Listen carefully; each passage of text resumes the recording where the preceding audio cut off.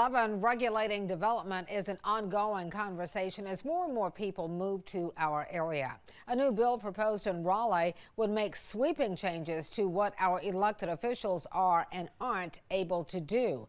WECT's Connor Smith spoke with Wilmington City Council members about House Bill 765 tonight. Connor, they say this bill basically takes them out of the picture on this issue.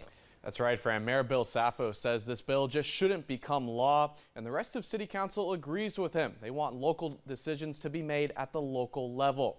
And City Council unanimously passed a resolution tonight opposing the bill.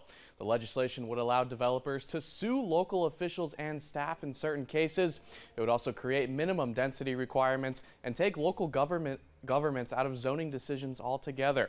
Now, City Council says this would affect you, hurting housing affordability, leading to unregulated development, and even potentially threatening Wilmington's historic district altogether. We take away a lot of the local control from local governments. That's what we get elected to do, is to serve the community, to serve the citizens that elect us. We're really concerned that if these bills continue to be proposed, if we see these things pass, say goodbye to a historic district.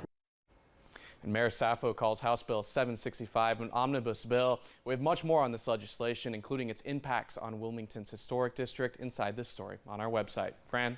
Connor, this bill was introduced earlier this month. Where does it stand tonight? Well, it did pass first reading last week. It's now making its way through the State House as we speak. And Fran, it does have bipartisan support. All right, keep us updated on what happens. Thanks, Connor.